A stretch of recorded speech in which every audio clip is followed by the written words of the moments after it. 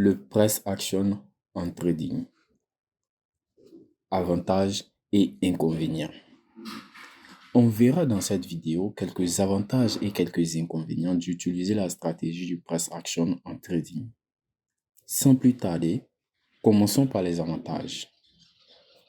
En 1, la stratégie du price action en forex est basée sur l'analyse technique, ce qui signifie qu'elle utilise les données et les mouvements passés du prix pour prévoir les mouvements futurs des prix.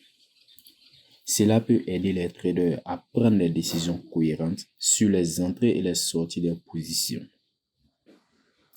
2.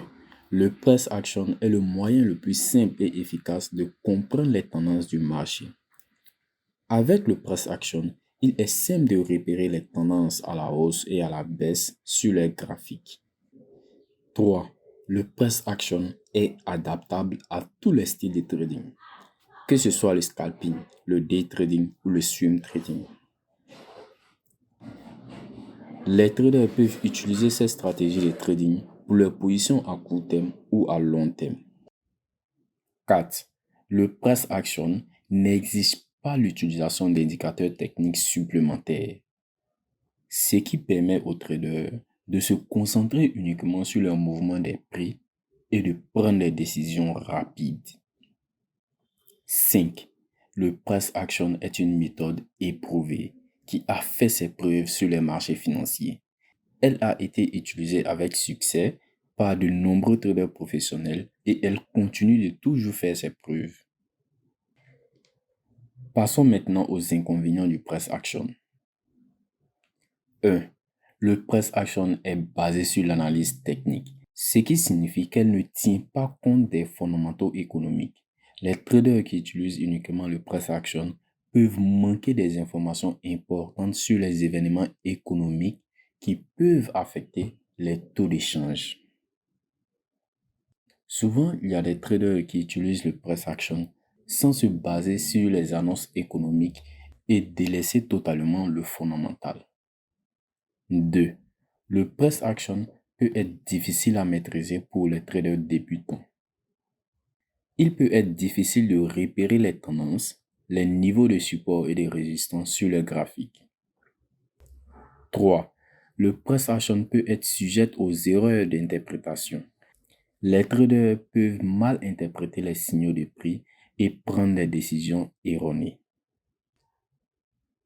4. Le price action peut être peu fiable. Dans les marchés en range, les traders peuvent avoir des difficultés à repérer les tendances et les niveaux de support et de résistance dans les marchés en range. Dans les marchés en range, c'est-à-dire dans les marchés en consolidation, il peut être difficile pour un débutant de repérer les niveaux de support et de résistance, surtout de savoir à quel moment on a une tendance haussière ou une tendance baissière. 5. Le price action peut être peu fiable dans les marchés très volatiles. Les traders peuvent avoir des difficultés à repérer les tendances et le niveau de support et de résistance dans les marchés très volatiles. En conclusion, et ce qu'on va retenir ici, c'est qu'il est important de combiner différentes stratégies et techniques pour avoir une meilleure vision du marché et prendre des décisions plus informées. Il est également important de se rappeler que toutes les stratégies ont des avantages et des inconvénients et qu'il n'y a pas de stratégie parfaite.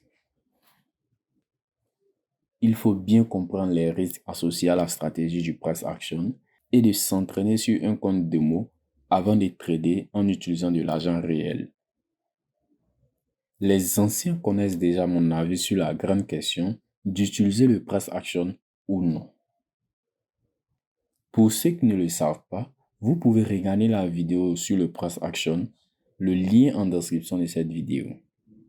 N'hésitez pas de vous abonner, de liker, de partager la vidéo et laisser vos préoccupations en commentaire. Que dire d'autre? Check le chercheur.